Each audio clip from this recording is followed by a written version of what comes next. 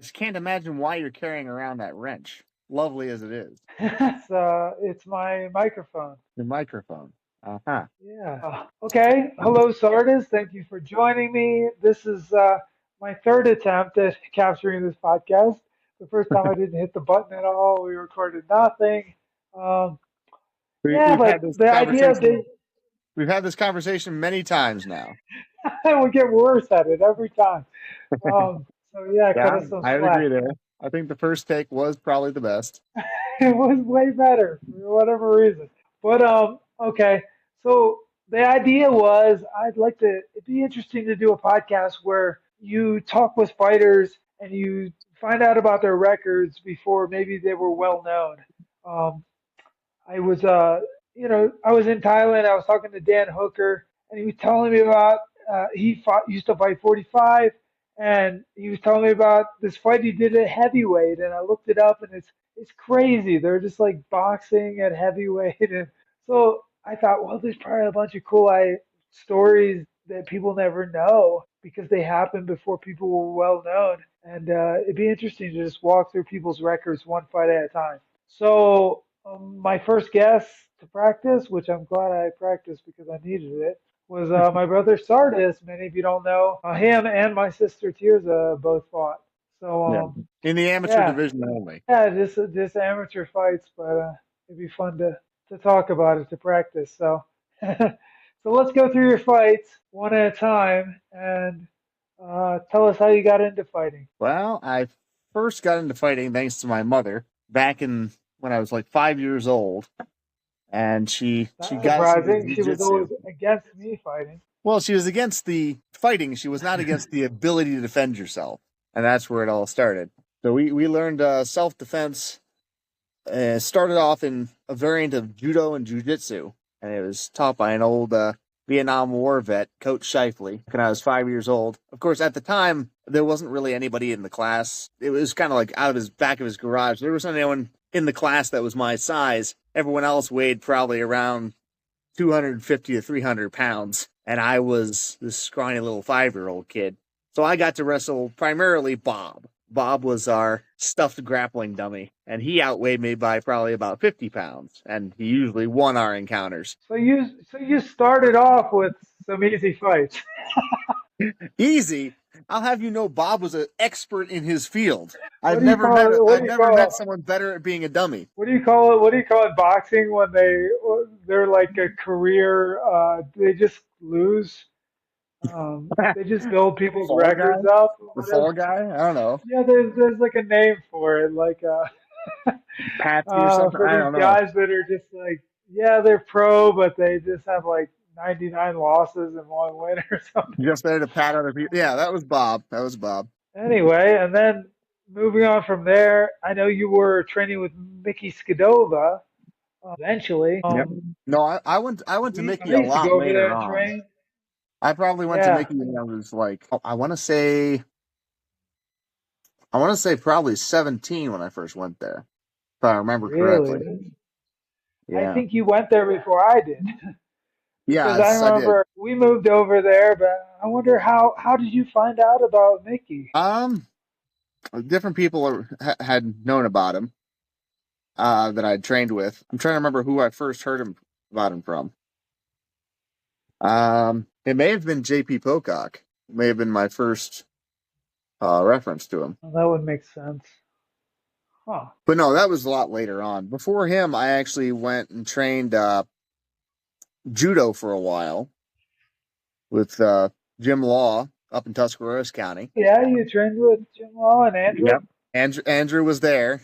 I can't say I trained with Andrew because at the time he was the top of the class and I was somewhere near the bottom. So, and he was a lot older than me at the time too. But that was the first time I actually got to experience a move done perfectly. First him doing it to me and then me doing it on another guy. And that was really the turning point, I think, where I got addicted to the sport. Judo? Judo, jiu-jitsu, the whole thing, fighting in general. That was where I first took a real interest in it. And then from there, we moved up to Jim Fisher up in Loudonville, Ohio. His wife runs primarily a karate school, and we did learn a little bit of that just by association. We learned a little. But he himself ran a school out of his garage that was Shingatai Jiu-Jitsu, the one I got my black belt in. And that was originally from John Saylor, was the one who came up with that. You've trained with John before. Yeah, I remember Fish coming up and training with Sailor when I was up. Yeah, I never got the opportunity to formally train with him. I only ever went to a few of his seminars, which were phenomenal. The man knows his stuff. And that's basically a combination of various street fighting, a couple other styles of martial art, and mixed together with a solid base of Japanese-style jiu-jitsu. Yeah, he was like coach at the Olympic Training Center for judo, I believe. Yep, And for a long time. And then he kind of went off and did his own thing. He was always fighting, for a long time. Yeah, he kind of became a guru and decided to refine his style after the manner of Bruce Lee. Make his own personal. He'd have this kickboxer in there, and they would like fight all the time. Yep, it was kind of like I think JP got raised there, and it was kind of like anarchy, right? They got to see to solve their problems and stuff.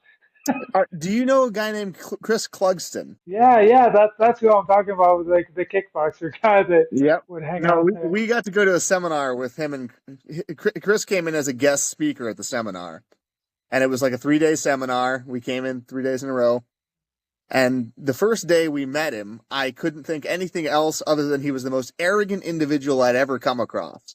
By the end of that day, I had decided that maybe he actually knew his stuff despite being the most arrogant individual I'd come across.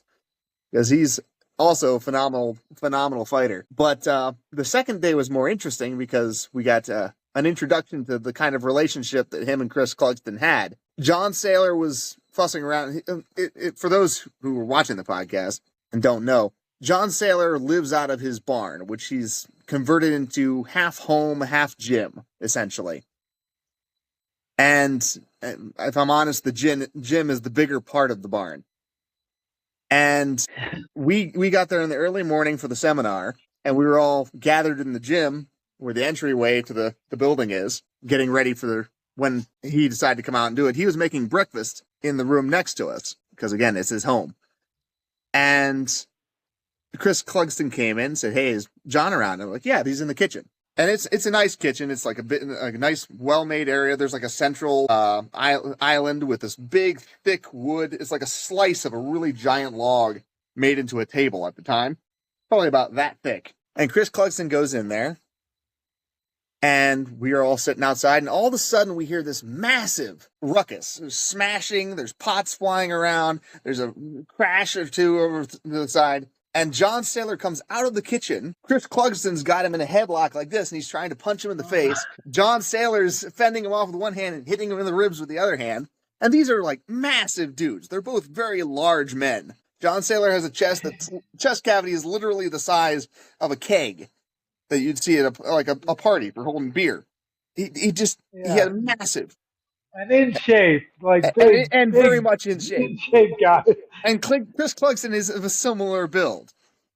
But all like battle scarred and like injured and stuff too. But it's like they come out and we legitimately think that they got into an argument. They're trying to kill each other, which is not as far from the truth as I would like it to be.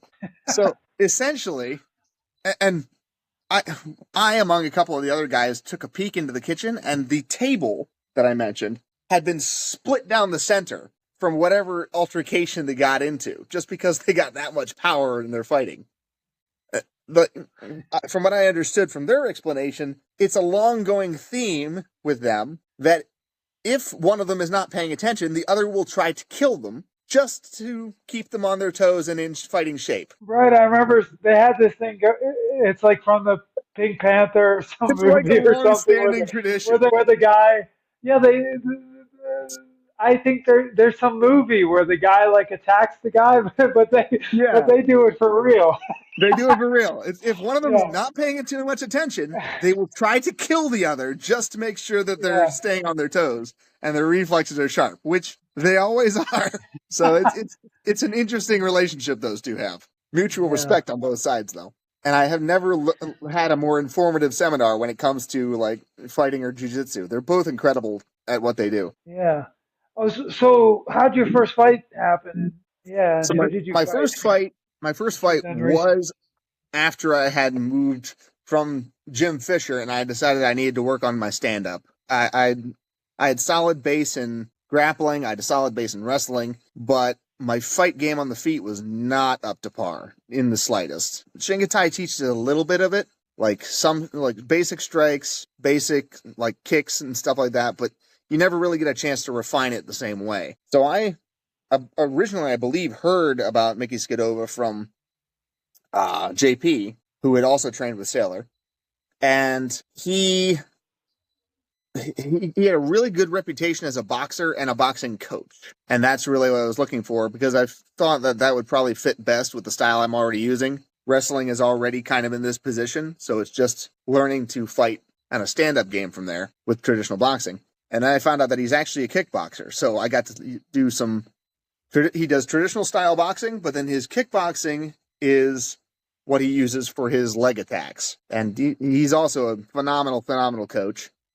And he is very much of the old vein of boxing coaches that you see in the Rocky movies, where he'll sit back there and he'll work you up to the absolute possible limit that you can work and not a drop further. He's finessed it to that point where he knows exactly when you're about to give out, and that's when he'll stop you and let you rest. Yeah, his gym is so cool. It's like this old school. It's just in the basement, like this little grimy with like posters and whatever, and just a little tiny ring. Not enough room to like get away too much. No, it's But a yeah, very close it's quarters ring really he's got cool. there. It's really like functional and like kind of like Mm-hmm. it has some, I don't Yeah, know, it reminds you of like something Jim out of like Rocky or something. exactly. And he's No, got all he's the old stories. I guess the guy that did Tai Bo, like Billy Blanks, used to really. kickbox, and he tells about like Swiftfoot, forget his name. He would I hadn't heard that. bring his lead foot up and like kick people. Yeah, yeah, yeah. He has a bunch of crazy stories, but he knows everybody. I think Yeah, he does have a lot of connections. Ryan Madigan used to Mm-hmm. train out of there. One time Yep. he hit me so hard, I just heard like sounds for like 2 hours afterwards. I was like, is this ever going to go away? Random I sounds. thought he kicked me in the head. Yeah, it's the hardest I've ever been hit. I was sparring with like Ryan Madigan, and then like I thought he kicked me in the head because it was like I just heard in my brain. It Oh, was weird. And then it that's didn't go wild. away. I was like, maybe I just hear this sound the rest of my life. But luckily it went away after like 2 hours. Yeah, yeah, But I guess he hit me. yeah. That But sounds usually right. punches don't affect me very much. No, Nicky Skidova was very much into the idea of power with his punches, and it was kind of an interesting thing for someone who'd never been into boxing. It's like you have to have a strong jab in order for your opponent to respect the jab, but you don't want to use up all your power on the jab because you want to save your energy for when they make the mistake and you can capitalize on it. So your jab has to be like sharp, fast, vicious, but not necessarily deadly. Are you still there? It's breaking up a little bit. Sorry, I lost you there for a second. Oh yeah, you're back. Yep. Anyway, so tell us tell us a little bit like how your first days of Skidovas and how you end up fighting. Well, he was a little bit more into like the fight promoter. Like I said, he had a lot of connections, and he did a real good job of setting up fights for me that were favorable to my style of fighting. He knew I could throw a hard punch. He knew I could do grappling if need be. So it was pretty good for as far as amateur. I didn't realize any of this at the time. I was just full of myself. But How long did you train with him before you fought? I think he had me training at least a year, maybe two, before he would send me into a fight with his name on it. Oh yeah. Yeah. So what was your first day at Skidovas like? Well, I think I mentioned that he knew exactly how far to push somebody, and I had never been put. It's a different kind of fighting from grappling. Grappling, you can basically get into a position and hang on until you can catch your breath, as long as you're in a good spot. Boxing, it is high intensity from the start bell to the end bell, and then you have to you have limited time to recover. So it was a very strange, very different kind of stamina from grappling. Grappling is more like a boa constrictor. You're locking in, you're holding, And then once it's time to move, you move fast and hard. Boxing, Don't you it's think you use less energy boxing though? Because no, it's a lot no. of energy taking people down. Well, you got to remember, John, I was fighting at 205. So at 205, you don't Yeah. have a problem using gravity to your advantage. You have a problem using the opposing force to gravity. So for me, it's like I had no trouble hitting hard. If it came to ground and pound, I was always in the advantage. But moving fast or in short motions, like you do with boxing, dodging and weaving, that was a lot more difficult for me to learn. Did they throw you in with the what's his name, the old guy? They did. My first day that I was allowed to spar, I think it was actually my second day at Skidova's, because the first day he just had me do drills. When Yeah, I got him with into the ring, it was this guy. I can't remember his name for the life of me, but he's like 80 years old, even back when I was I fighting him. remember. He'd He throw new looks people in. he looks I got so him. frail. So Like if you hit him once, you felt like he'd crumple like a house of cards. And I was afraid to hit him until he hit me, and then I was like, okay, it's on. I wasn't able to touch the old guy for like my first week or two of training. I wasn't even able to touch yeah, him. he's pretty good. He's He just keeps plugging away. in close quarters. He was he didn't even move fast. It was he tipped his head just this much, and that's all it took for you to miss him. Like he was never quite where you needed him to be to hit him. And then even when I was hitting him, I was getting glancing blows. And then after I was able to hit the old guy somewhat, I guess Mickey is kind of protecting his life. As soon as I started being able to touch him, he switched me over to Johnny. And Johnny was at the time his star student. And he is like this short little Mexican guy. And man, is he fast. Like he'll hit you 5 times before you can blink if you give him a chance. And he didn't really hit you hard generally. He's a very even-tempered, nicest guy I ever met. But I did manage to land a solid hit on him once. And because I was frustrated, I'll admit I hit him as hard as I could. And you never want to hit Johnny as hard as you can because he gets pissed off.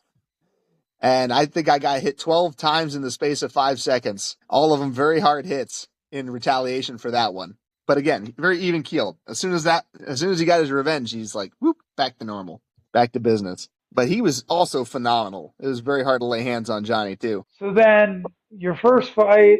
Do you remember who you fought and what I'll admit to promotion? Or? forgetting the name and promotion. It was more of like a seeing red kind of deal. My first dipping my toes into MMA, it was an experience. It's kind of like all your adrenaline starts pumping at once, and everything that you've ever learned goes out the window in favor of what you've practiced the most. Like the first 3 moves you've ever practiced are the only thing you use. And sad to say, Mickey was disappointed that I couldn't stand up with the guy because I basically just threw hands with him as in a wild flurry. And then whenever he started getting weak, I took him down and finished him. So Yeah, I think it I was like a can't even rear tell you. naked choke or something I saw. Quite possibly. That Which sounds like one of I my think is base moves. everyone's first. That Yeah. was mine. First couple of fights, it was just take him down, choke him. Yeah. 'Cause Yeah. it Yeah. is just a blur. It's like everything feels weird and like slow and Yeah. it's Now, my so second fight I could tell you more about. That was, what was his name? I always have trouble with him. the dragon. Yeah. White Dragon was his nickname. White Joel Dragon. Littleton. Joel Joel Littleton. Littleton. Yeah.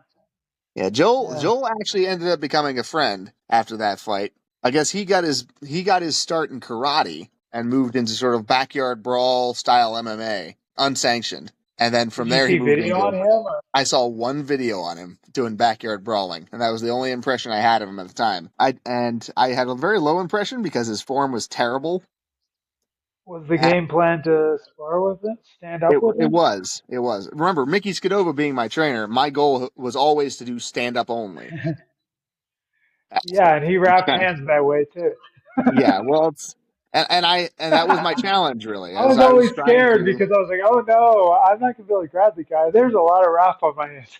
Well, you got to remember, I've been doing jujitsu and stuff since I was 5 years old. I am very comfortable on the ground. It's like returning to the cradle. But stand up was the challenge. I was trying to stay into a new realm, learn new skills, and become a somewhat different fighter than I had been. So I tried to stand up with Joel Littleton, thinking, okay, he's a brawler, he'll be easy to dodge. For the most part, that held true. Unfortunately, Joel's a big guy, and when Joel lays a hand on you, it does a little more than you expect it to. My decision to go to the ground was not a willing one. Let's put it that way. He hit me once, and I dropped to a knee, hazing in and out of consciousness. And I said, no more of that. And I just took him down and finished it from there, which he found interesting because he actually came up to me after the fight and asked where I trained for ground game, because that was the one thing he didn't practice. So it ended up being a cool thing because for ground Now game, he's been doing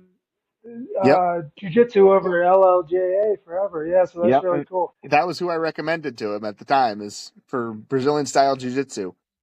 And he's gotten up to his brown belt, I believe, in BJJ. And for a time, both of us were working, like training some kids for under LJJ up in Danville as like a co-trainers for a little school up there. Well, that's really cool. Yeah, yeah, it's cool getting to train with guys you fought with.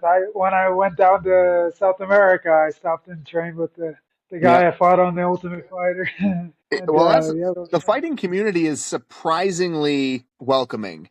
It's like, it's kind of a weird concept if you think about it logically, but it seems like being beaten by or beating another guy just engenders a mutual respect rather than a rivalry in most cases. Yeah, you're like friends forever after that. You're always kind of like watching their career and stuff. It'd be Yep. cool to see Joe fight again, right? He's probably It so would be. skilled now. He's It been would training be. so long. Yeah, Although I I thought would. maybe I saw something. Maybe I should look because I maybe posted something about maybe like another like backyard brawl type. Well, if you find it, let me know. I'd be interested to see it. Yeah. Okay. So I think that was an armbar. I know it was an armbar That was because an armbar. Yeah. we did some little jujitsu thing, and I grappled Trent McCown, and afterwards he wanted to do like he wanted a picture because he said Tirza had armbarred him, you had armbarred him, so he wanted a picture of me Yeah. armbarred That sounds like Joel. because it's a family, the Yeah. family jinx. And so then your next fight. My next fight is another one I couldn't really tell you the name of the guy, but for different reasons. Rather than it being the haze of war, it was more like the haze of fame.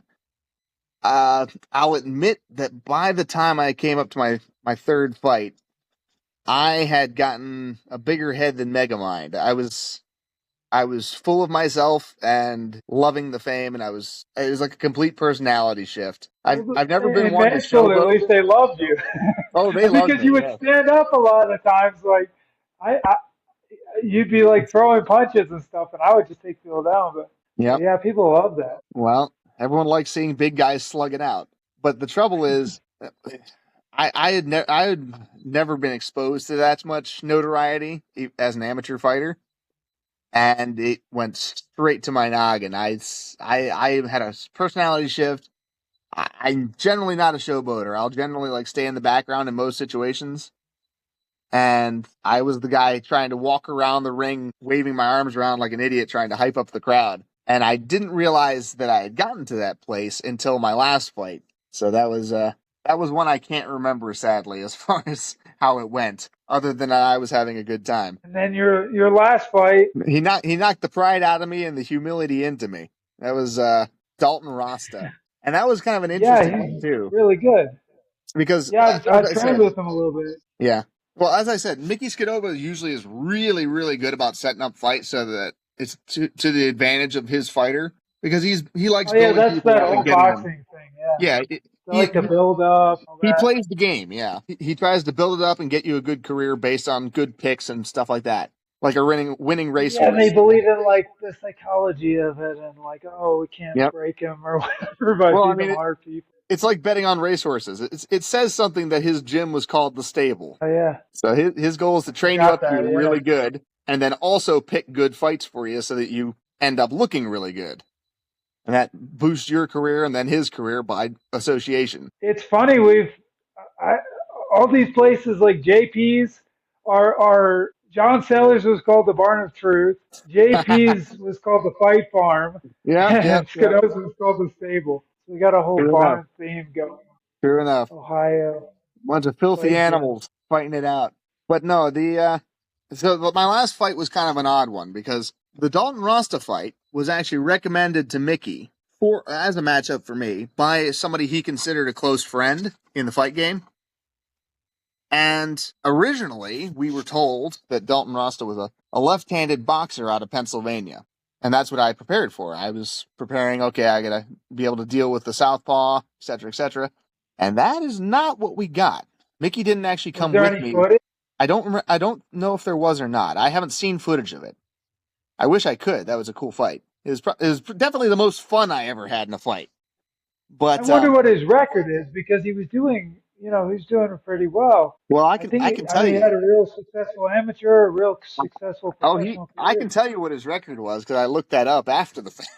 But what was it? It was 6-0 in the amateur, and then on top of that, he was not a left-handed boxer from Pennsylvania. He was a Golden Gloves boxer from Pennsylvania who also happened to be the state champion Pennsylvania wrestler for the entire state. He's built like, his nickname's Hercules. He's built like Hercules. I can attest to that.